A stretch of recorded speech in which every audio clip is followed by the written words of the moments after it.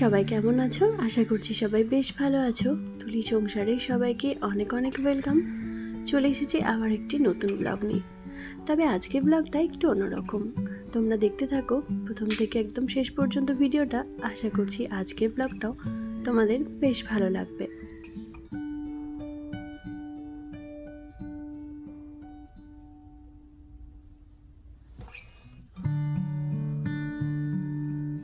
আজকে ব্লগটা ভেবেছিলাম সন্ধ্যে থেকে শুরু করব, কিন্তু কিছুতেই করা হয়নি জানো তো।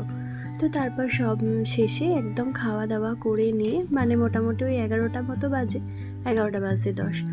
তো সেই তখন থেকে আমি ব্লগটা তোমাদের সঙ্গে শুরু করলাম। আসলে আজকে রাতের আমার অনেক কাজকর্ম আছে, ভাবলাম সেগুলো তোমাদেরকে দেখাই। আর এই এত কাজকর্ম আমি কিন্তু 1 ঘন্টার মধ্যে শেষ করেছিলাম, তো সেটাই ভাবলাম তোমাদের সঙ্গে শেয়ার করি।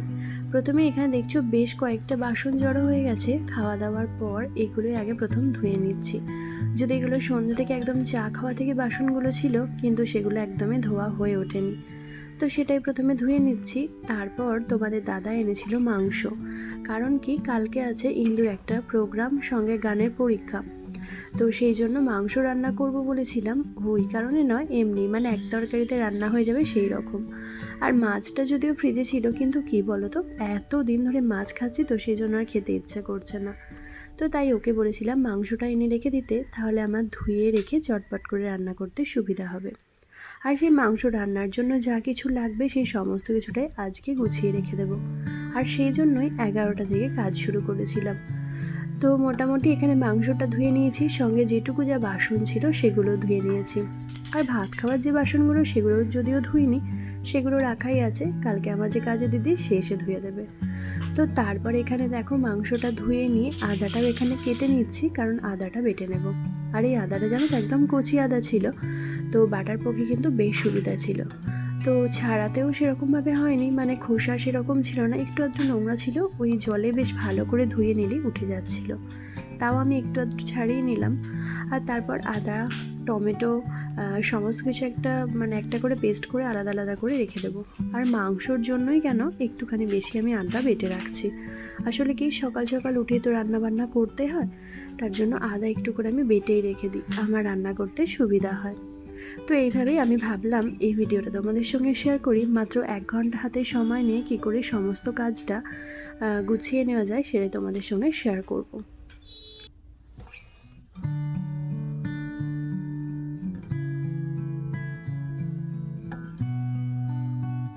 আর কি বলতো, যে কোনো কাজ যখন একটু বেশ মনটা শান্ত হয়ে থাকে না, তখন করতে কিন্তু বেশ ভালো লাগে। আর সব থেকে বড় কথা, যেই সময় তোমাকে কেউ ডিস্টার্ব করবে না। রাতের দিকে তো মোটামুটি 11টার দিকে মোটামুটি সবাই ঘুমিয়ে যাবে। আর আমার বেনি সোনা তো অনেকটা সকালে ঘুম থেকে উঠেছে, তো ও ঘুমাবেই। সঙ্গে ইন্দু সোনাও ঘুম থেকে উঠেছে। আর আজকে ওর এক্সাম ছিল, সেই জন্য ও ঘুমিয়ে যাবে। আর ওর বাবা তো এমনিই ঘুমায়, তো ওর বাবাকে বলেছিলাম বেনি সোনাকে ঘুম পাড়িয়ে দিতে। তো সেই ওরা দুজনে হয়তো ঘুমিয়ে গেছে, আমি জানি না। আমি তো এখন আমার নিজের মতো করে কাজ করে নিচ্ছি। তো চটপট করে চেষ্টা করছি যে সব কাজটা একসঙ্গে তাড়াতাড়ি করে শেষ করে নিতে, যাতে আমার সুবিধা হয়। তো প্রথমে আদাটা কেটে ধুয়ে রেখে দিলাম, এরপর যে বেটে নেব, বাটবো যখন তখন একসঙ্গেই বাটবো, তো সেই জন্য টমেটো, আদা, কাঁচা লঙ্কা সমস্ত কিছুটা একসঙ্গে কেটে নিলে আবার দ্বিতীয়বার করে একবার করে কাটবো, একবার করে করবো, এটা করার থেকে না একসঙ্গে সব কিছু সবজিগুলো কেটে নিলে এর পক্ষে সুবিধা হয়। আর বলো কি, যে একসঙ্গে যে কোনো কাজ যদি আমরা একটুখানি আগে থেকে গুছিয়ে রেখে করি না, সেক্ষেত্রে কিন্তু ভীষণ সুবিধা হয়। আর কালকে যেহেতু তাড়াহুড়ো, সেহেতু কিন্তু এরকম কাজ আমাকে করতে হয়। যখন তাড়াহুড়োটা আমার থাকে, কালকেও তো তাড়াহুড়ো আছেই। আর সঙ্গে রবিবার কিন্তু আমার খুব তাড়াহুড়ো থাকে। সকালের টাইমটা তোমাদের দাদা খেয়ে দিয়ে বেরোয়, সেই জন্য। তো আমি চেষ্টা করি সন্ধ্যের দিকেই সমস্তটা গুছিয়ে নিতে, কিন্তু কি বলো তো, কালকে গানের যেহেতু ইন্দুর পরীক্ষা আছে, তার সঙ্গে একটা কম্পিটিশন আছে, তোকে সন্ধ্যে থেকে 2-3বার প্র্যাকটিস করাতে হয়েছে। আর তার সঙ্গে তো পরীক্ষা আছেই, জানো, এক্সাম তো এমনিই চলছে, তার একটা প্রিপারেশন, সেই সমস্ত কিছু নিয়ে না সন্ধ্যে থেকে একটুও সময় পাইনি গো। তার মধ্যে রান্নাবান্নাটাও করতে হয়েছে। তো ভাবলাম এই রাতের দিকটা কেউ আমাকে ডিস্টার্বও করবে না, আর আমি খুব নিশ্চিন্তে কাজটা করে নিতে পারবো। তো সেই জন্যই কাজে লেগে পড়েছিলাম।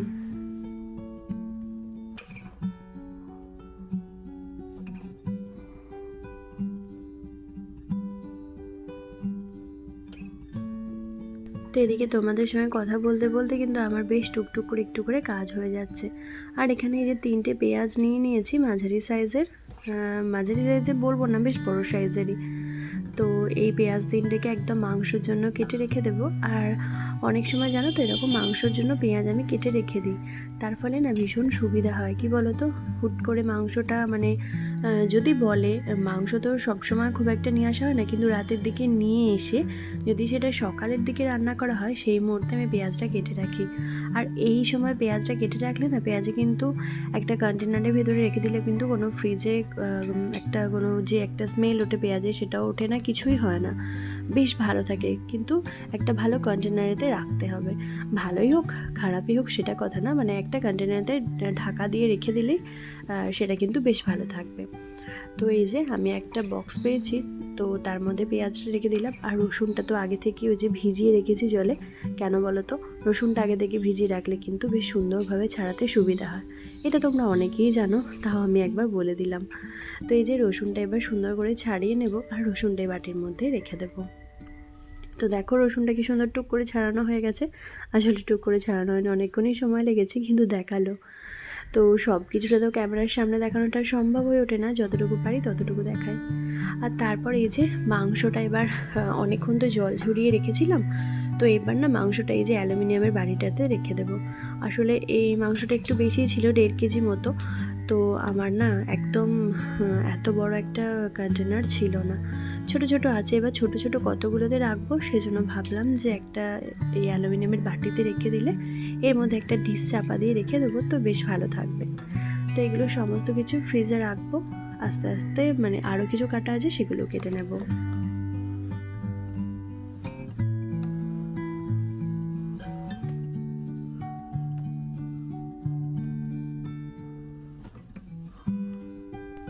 তো কী বলো তো, একটু যদি বুদ্ধি খাটিয়ে সব কাজগুলো করা যায় না, তাহলে কিন্তু মানে সমস্ত কাজটাই কিন্তু টাইমের মধ্যে শেষ করা যায়।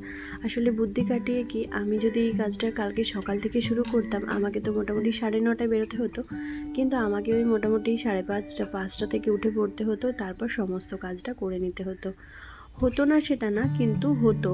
কিন্তু আমাকে একটু অন্যরকম মানে সকাল সকাল একদম ভোরের দিকে উঠতে হতো, উঠেই সমস্ত কিছু রেডি করতে হতো। তার থেকে আমি সেটাই চিন্তা করলাম যে ভোরের দিকে না উঠে আমি যদি এই রাতের দিকে কাজটা আমার একটুখানি ছেড়ে রাখি, তাহলে কিন্তু আমার ভোরের দিকে উঠতে হবে না এবং টাইমের মধ্যে আমি উঠে সমস্ত কাজও করতে পারবো। আর হাতের মধ্যে সমস্ত কিছু হাতের কাছে যদি পেয়ে যাই, সেক্ষেত্রে আমার কাজ করতে খুব একটা অসুবিধা হবে না। তো এটা চিন্তা করে কিন্তু আমি এই কাজটা করেছি। আর অনেক সময় বাঁচানোর ক্ষেত্রে কিন্তু এই কাজটা তোমরা করতেই পারো, মানে যখন ভীষণ তাড়াহুড়ো থাকে সেক্ষেত্রে এরকমভাবে কিন্তু কাজ করলে ভীষণ সুবিধা পাওয়া যায়। যাই হোক, আলুগুলো তো জানোই যে শুধু আলু রাখলে কিন্তু একদম কালো কালো হয়ে যায়, মানে হ্যাঁ একটা কালো কালো মতো হয়ে যায়। তো সেই জন্য না আলুটা এই যে জলের মধ্যে রেখে দেবো, তাহলে কি আলুটা কালো একদম হবে না। যে ধুয়ে রাখলাম, আর ওটা মাংসের আলু ছিল, আর এটা হচ্ছে একটুখানি কালকে ঘুগনি বানাবো জল খাবারের জন্য। প্রত্যেক দিন যদিও রবিবারে আমাদের কিন্তু লুচি হয়, কিন্তু কি করব বলো তো, এই কালকে আর লুচি করাটা সম্ভব হয়নি। যদিও আটাটা মেখে রাখলে মানে ময়দাটা মেখে রাখলে লুচিটা হতো, কিন্তু আমি আর কালকে লুচির ঝামেলাটা করতে চাইনি।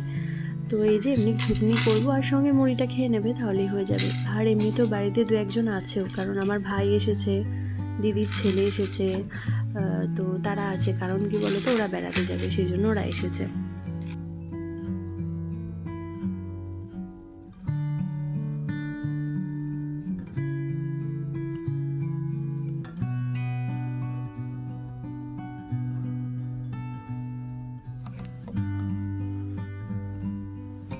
তো প্রথমে জানো তো ভেবেছিলাম ঘুগনির যে কলাইটা ভিজিয়েছি তার মধ্যে একটা গোটা আলু দিয়ে দেবো, একটা কি দুটো গোটা আলু দিয়ে দিলেই মোটামুটি ওটার সঙ্গেই ঘুগনিটা হয়ে যাবে। আর আজকে ভেবেছিলাম মটর কলাই দিয়ে ঘুগনিটা বানাবো, কিন্তু আমার ভাই এসেছে, ও বললো যে চানা কলাই দিয়ে বানাতে। তো সেই জন্য ভেবেছিলাম যে আলুটা ওতেই দিয়ে দেবো, তখন সিদ্ধ হয়ে যাবে, কিন্তু এই যে কাটতে কাটতে আর মনেই নেই, ভুলেই গেছি। তো একটা এমনি গোটা রেখে দিলাম, আর একটা একটুখানি কুচি করে দিয়ে দিলাম। জানি না কালকে মানে দিয়ে দেবো, যদি যতটা লাগবে ততটা দেবো, আর যদি না লাগে তখন তুলে রেখে দেবো। তো তো এই যে মোটামুটি এগুলো আমার গোছানো হয়ে গেছে। এবার এগুলো সব ফ্রিজে রেখে দিচ্ছি। আলু যেটা কেটেছিলাম সেটা, সঙ্গে মাংসটা ডিপে রাখবো না, এমনিই রেখে দেবো। মানে কালকে তো সকালে বার করতে হবে, আর ওয়েদারটা কিন্তু খুব একটা গরমও নেই, ঠান্ডা ঠান্ডাই আছে, তো সেই জন্য রেখে দেবো।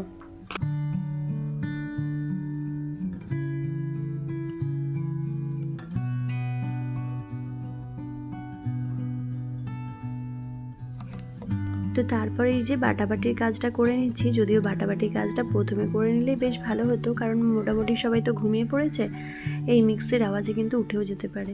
তারপর দেখলাম যে না, দরজাগুলো বন্ধ করে দিয়ে এলাম, যারা যারা ঘুমোচ্ছে দরজাগুলো সব বন্ধ করে রেখে দিয়ে এসেছি।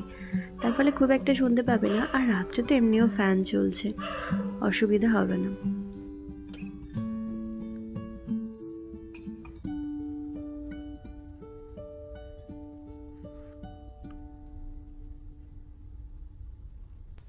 তো এখানে আদাটা দেখতেই পাচ্ছ একটু বেশি করেই বাটা হয়ে গেছে।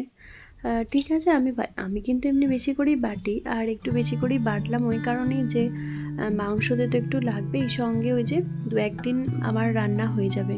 আর যখনই মশলা বাটি না কেন, আদাটা বা সর্ষে এই দুটো আমি একটু বেশি করে বেটে রাখি, তাহলে কি আমার 2-1টা দিন চলে যায়, তখন আর অসুবিধাটা হয় না। সঙ্গে এই যে টমেটো আর কাঁচা লঙ্কার একটা পেস্ট বানিয়ে নিলাম, তো সেটাও রেখে দিলাম। মোটামুটি বাটি তারপর কাটাকাটি এই সমস্ত কাজগুলো কিন্তু আমার মোটামুটি কমপ্লিট হয়ে গেছে। আর এইগুলোকে এখন ফ্রিজ আপ করে দেবো। আর এই যে পেঁয়াজটা, রসুনটা, এগুলোও সমস্ত কিছু এখন ফ্রিজ আপ করে রেখে দেবো। তারপর এই যে আরও কিছু কিছু জিনিস জড়ো হয়ে গেছিলো, মানে ওই যে সবজি কাটতে কাটতে, তারপর এই যে কাটার বোর্ড, এগুলো সমস্ত কিছু ধুয়ে এই জায়গাটা সুন্দর করে মুছে পরিষ্কার করে রেখে দিই। তারপর যাব শুতে। তারপরেও কিন্তু শুতে যাওয়ার উপায় নেই, কারণ আমাকে এখনও ফ্রেশ হতে হবে, তারপর শুতে যাওয়া।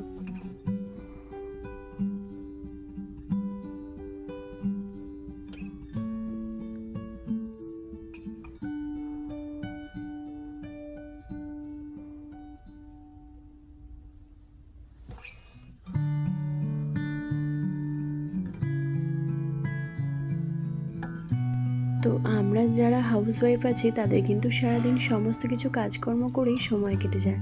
আর এই কাজকর্মগুলো করতেও কিন্তু আমাদের বেশ ভালো লাগে। আমার তো খুবই ভালো লাগে সারাটা দিন নিজেকে এই সমস্ত কাজের মধ্যে ব্যস্ত রাখতে, কারণ ওই বসে বসে থাকা আমার একদমই ভালো লাগে না।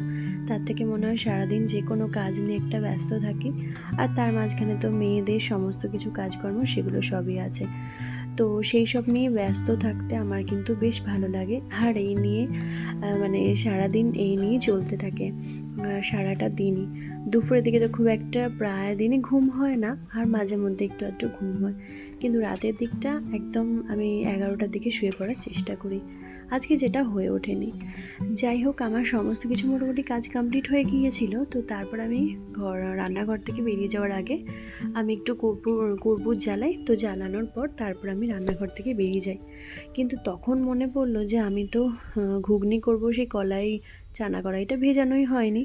তো তারপর আবার লাইট অফ করিনি, মানে লাইট জ্বালাই ছিল। তো তারপর আবার এসে চানা কড়াইটা ভিজিয়ে দিয়ে গেলাম। তো এখন মোটামুটি আমার কিন্তু কাজকর্ম সব কিছুই কমপ্লিট হয়ে গেছে। এরপর চলে যাব সোজা ফ্রেশ হতে। আর এখন কটা বাজবে, মোটামুটি ওই 12টা বাজতে 5-10 এরকম। পুরো 1 ঘন্টার মধ্যে কিন্তু আমার কাজটা কমপ্লিট করে নিয়েছি। আর স্নান মানে নিজে ফ্রেশ হতে যাওয়ার আগে ঠিক করলাম যে ইন্দু আর বিনিশোনার যে ড্রেসগুলো কালকে পরবে সেগুলো একদম রেডি করে রাখি। আমার তো একটা যা হোক ড্রেস তখন বার করে নিয়ে নেব, খুব একটা অসুবিধা হবে না। তো এই যে আমি দেখো ফ্রেশ হয়ে চলে এসেছি, আর এসে প্রথমে সবার যেটা আগে চুলটা বাঁধা, চুলটা আগে বেঁধে নিচ্ছি। তো মানে এমনিতেও কিন্তু ভীষণ গরম লাগছিল জানো তো রান্নাঘরে, মানে গরমটা খুব একটা নেই, কিন্তু রান্নাঘরে ওই একভাবে কাজ করতে করতে তখন কিন্তু ভীষণ গরম লাগছিল। আর এই বডি স্প্রে কিন্তু আমি শুতে যাই, বসতে যাই, বসে থাকি, ঘুমাতে যাই, যাই করি না কেন আমাকে কিন্তু বডি স্প্রেটা মাখতেই হয়। আমার ওটা এতটাই প্রিয়। আর এই রোল অনটা জানো তো, এটা আমি যে পার্লারের দিদির কাছে মানে যে আমার ফেসিয়াল করে দেয়, তো সেই দিদিটা আমাকে এটা দিয়েছে।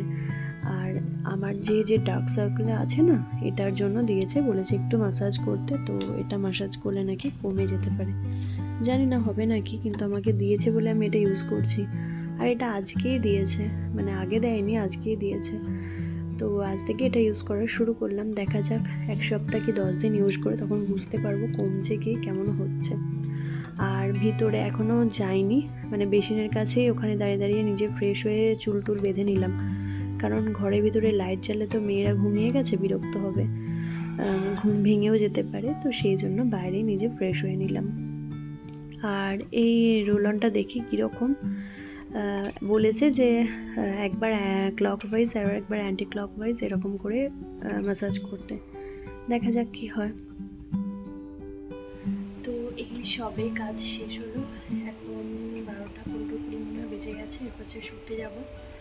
মুখটা একটুখানি ওই যে চোখের ডার্ক সার্কেলের জন্য এটা মাখছি। আর আজকে না আইব্রো করেছি, দেখতে পাচ্ছ, চোখ মানে আইব্রোগুলো দেখিয়ে বোঝা যাচ্ছে, সঙ্গে মুখটা একটু ফেশিয়াল করেছি।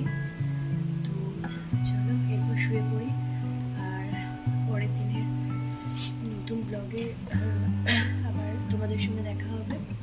সবাই ভালো থেকো, সুস্থ থেকো, আর খুব মজা করে থেকো, সাবধান থেকো। আজকে মতো টাটা।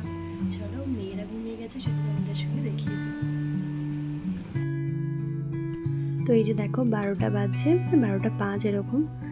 আমার মেয়েরা কিন্তু দুজনেই বেশ ঘুমিয়ে পড়েছে, সঙ্গে তোমাদের দাদাও ঘুমিয়ে পড়েছে।